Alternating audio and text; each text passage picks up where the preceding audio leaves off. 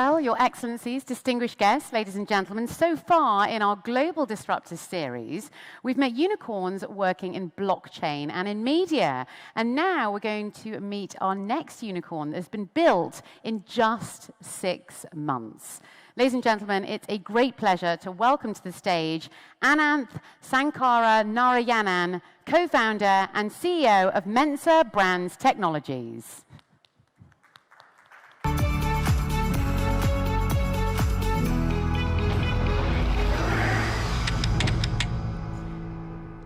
Ananth, wonderful to have you here. Thank you for having me. I do hope I got your pronunciation correct there.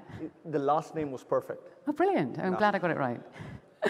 Well, let's start off. I mean, an incredible story, this one. Now, you've taken a startup to unicorn status in just 6 months. How is that even possible? So, firstly, I'll tell you a little bit about what Mensa does. What we do is we buy profitable digital brands in fashion, in beauty, and home, and actually accelerate their growth, right? Grow them 10x. So I think valuations follow value creation at some level. The time horizons can vary. But if you look at India today, India is mostly an unbranded market. You take all the lifestyle categories that I spoke about, it's a $120 billion market, out of which 80% is unbranded. And as GDP per capita goes up, and internet penetration goes up, and e-commerce becomes more mainstream, more and more brands will get created. I think the next 10 years, there's going to be massive brands out of India that go global, right? So what we're trying to do at Mensa at some level is, can we actually, there's going to be $100 million brands that get created over the next 10 years. Can we sort of help create 10 to 15 of them over time, right? So what we've done is, in the last 6 months, we've actually officially 12, but we've done almost 20 plus brands where we've actually got the brand into the Mensa fold, where we bought them. But what's interesting is how we accelerate them. I think brand building has changed, right? Distribution is democratic with all of the platforms. And we spoke about short form video just before. So I think how you build a brand has changed. If you think about how Unilever built brands, or P&G built brands, or Inditex built brands, the next 50 years, brands will get built very, very differently. So that's a little bit of what we're trying to do. So I think the valuations are not so material, but what matters is how are you actually building the business? We're profitable already within the first quarter of operation.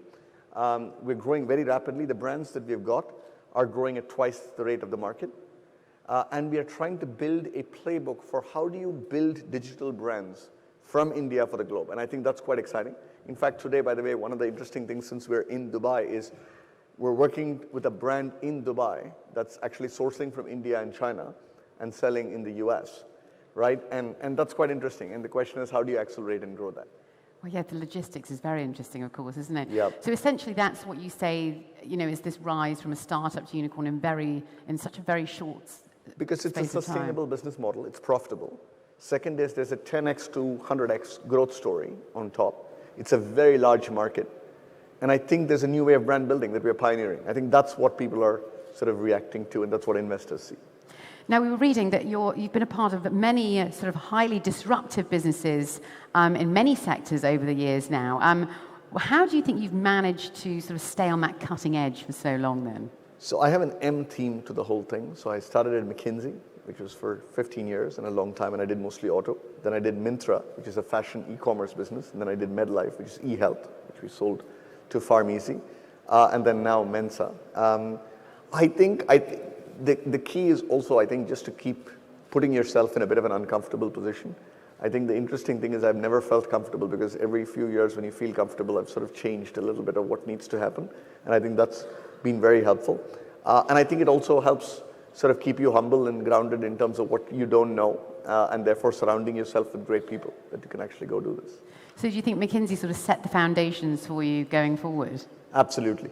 I think one of the best places to learn problem solving and people management, one would argue that smarter people would have left sooner, but I stayed for 15 years, but it was an incredible learning experience, right, being in McKinsey, and I think that helped.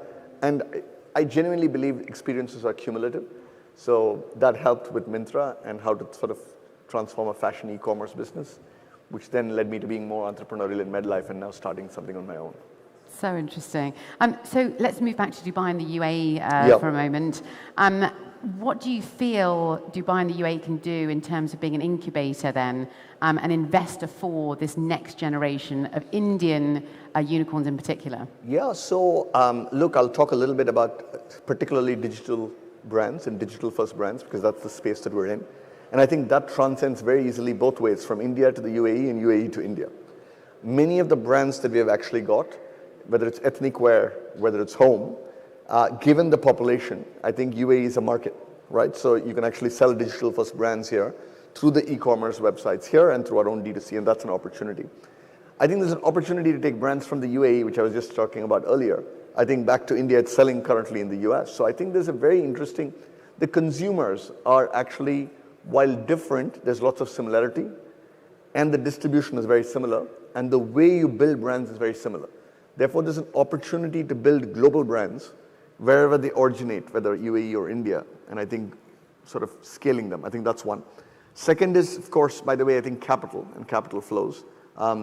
You know, one of our investors, we are very fortunate to have a terrific set of investors, and Falcon Edge, which is from here, and I think Nav's here tomorrow, is an investor with us. So I think there's an opportunity, I think, for capital to flow both ways as well, which I think is very interesting. Do you have any advice for those who are on their way to unicorn status? Is it a marathon or is it a race? I think you shouldn't worry about unicorn status at all. Unicorn is a mythical animal, so I would basically not worry so much about it. I think you should worry on creating value in the business. And the way to create value in the business, I think, has changed over time. My sense is, you know, I've been in e-commerce now for 7-8 years. At least in the Indian context, it was very hard to make money in e-commerce. I think that's changed because the rails have been built by the Amazons, the Flipkarts, the Mintras, the Nykas of the world. The deliveries, the ship lights of the world have built the rails, right? So now it's possible to build profitable business models. So I would say hyper-growth, sustainable business models are the next 10 years, right? And you're less dependent on capital markets. So I think that's the way to focus. And so my advice to people sort of in the early stages, you know, think about large markets, think about creating sustainable business models. And I think if you have a great idea and a great team, capital always follows.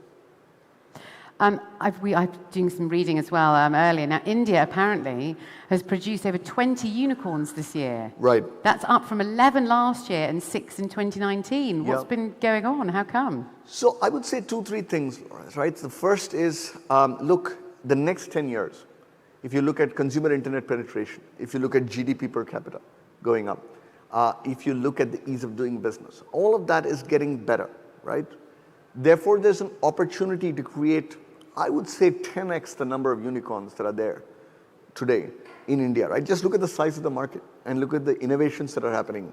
You know, I mean, there's fintech that's actually getting innovated. There's D2C brands that are getting innovated. There's e-commerce that's getting innovated. So I think we haven't seen anything yet.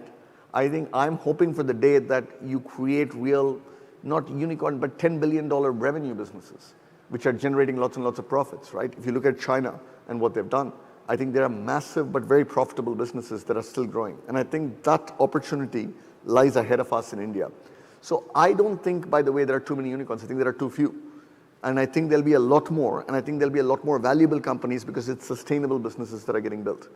Can you tell us a little bit about what sectors are gaining most in popularity then, and what you see might sort of if you take a step back, I think there are many interesting sectors that are innovating. I think I would call out, of course, apart from digital first brands, which clearly I think there's a lot that's going to happen.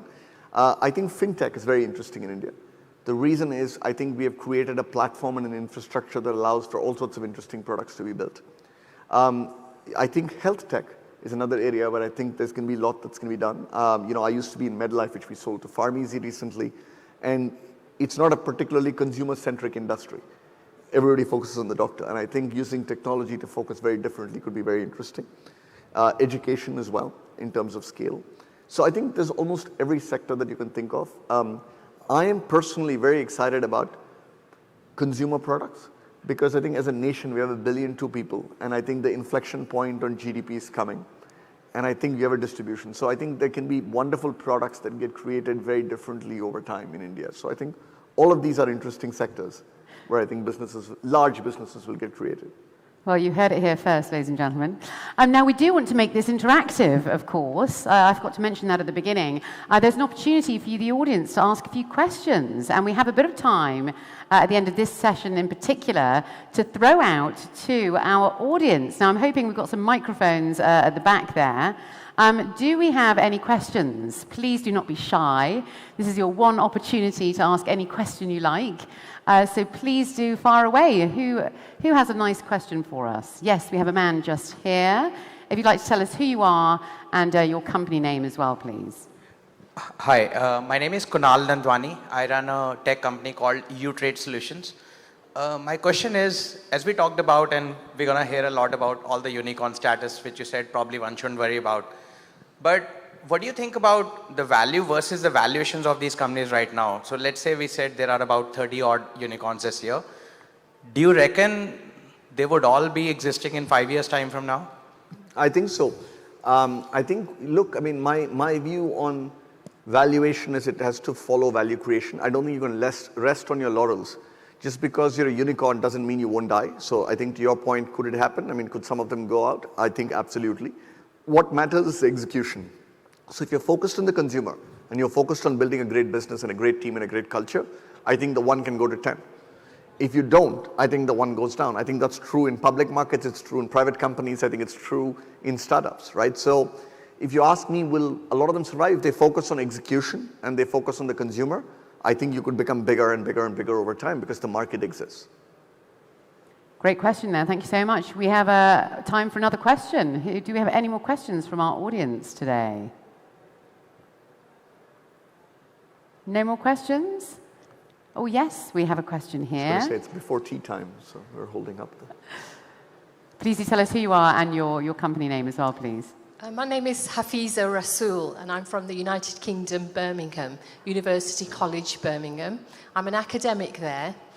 In the UK, we have the Data Protection Act that protects consumer information online. Yep. I'd like to know how proactive is India in protecting their consumer information online? Yeah, so we could actually carry this conversation on for another full hour, as you probably well know.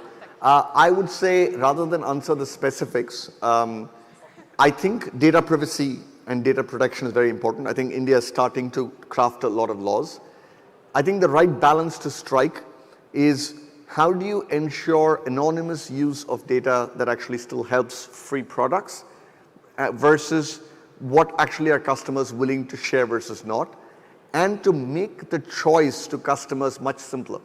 I think today most people don't understand the choice that they're making in terms of data privacy, right? In terms of what you want to share and what you don't want to share.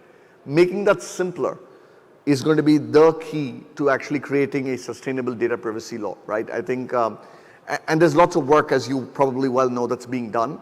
How it actually turns out, I think, is important, because what you don't want to do is you want to ensure data privacy and choice while not stifling innovation and creating too much bureaucracy. And the balance is tough to do. I'm quite confident that we'll eventually get there, but with a little bit of a path to getting there. Sadly, that is all we have time for. Thank you so much. Brilliant questions there. If you do have any further questions, I'm hoping that our speakers are going to be around for the rest of the day to answer those. But it's been fantastic speaking with you. Thank you so much for sharing so openly with us as well. So thank you so much to Ananth there. Ladies and gentlemen, let's hear it for Ananth. Thank you very much.